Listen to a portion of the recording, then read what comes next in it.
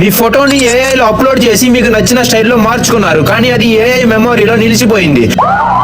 AI photo filters apps లో మనం personal photos upload చేస్తాం. యానిమే వర్షన్ అని, సినిమాటిక్ లుక్ అని, ఇలా మనకి నచ్చిన స్టైల్లో మార్చుకోవడానికి అప్లోడ్ చేస్తాం. కానీ అప్లోడ్ అయిన మూమెంట్ లో ఆ ఫోటో జస్ట్ ఎడిటింగ్ కోసం మాత్రమే యూజ్ అవుతుందని గ్యారంటీ లేదు. ఏఐ సిస్టమ్స్ ఆ ఇమేజ్ ని ఫేషియల్ డేటాగా అనలైజ్ చేస్తాయి. Me I distance, me face structure, me skin texture, expressions లాంటి బయోమెట్రిక్ ప్యాటర్న్స్ ఎక్స్ట్రాక్ట్ చేస్తాయి. చాలా యాప్ టర్మ్స్ లో ట్రైనింగ్ ఇంప్రూవ్మెంట్ అని క్లాస్ ఉంటుంది. అంటే యూజర్ ఫోటోస్ అంటే మనం అప్లోడ్ చేసిన ఫోటోస్ ఏవైతే ఉన్నాయో ఏఐ మోడల్స్ ని ట్రైన్ చేయడానికి కూడా యూజ్ అవ్వచ్చు. ఈ ఇమేజెస్ టెంపరరీ సర్వర్ ప్రాసెసింగ్ కోసం క్లౌడ్ కి అప్లోడ్ అవుతాయి. కొన్ని కేసెస్ లో డేటా సెట్స్ లో స్టోర్ అయ్యే ఛాన్స్ కూడా ఉంటుంది.